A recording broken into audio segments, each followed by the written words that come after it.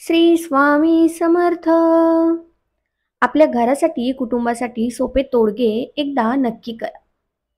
मित्रांनो, जो मळकट कपडे घालतो, दात स्वच्छ घासत नाही, जास्त जेवतो, कठोर बोलतो आणि सूर्योदयी अथवा सूर्यास्तासमयी झोपतो, तो साक्षात विष्णू असला तरी लक्ष्मी त्याच्यापासून लांब निघून जाते. जी व्यक्ती दररोज सूर्यनारायणाला किंवा गणपतीला नमस्कार करते, तिला आयुष्य, आरोग्य, ऐश्वर्य व तेजाची प्राप्ती होते.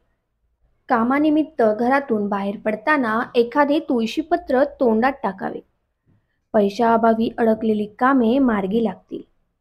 घरात, दुकानात किंवा कार्यालयात मुरली वाजविणाऱ्या श्रीकृष्णाची तस्वीर पूर्वेकडील भिंतीवर लावावी. कर्ज घेण्याची वेळ कधीच येणार नाही.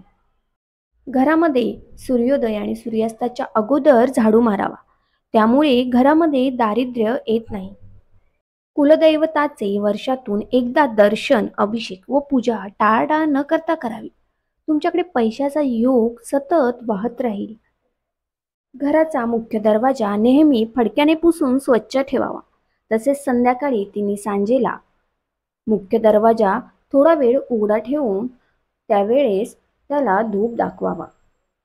श्री स्वामी समर्थ.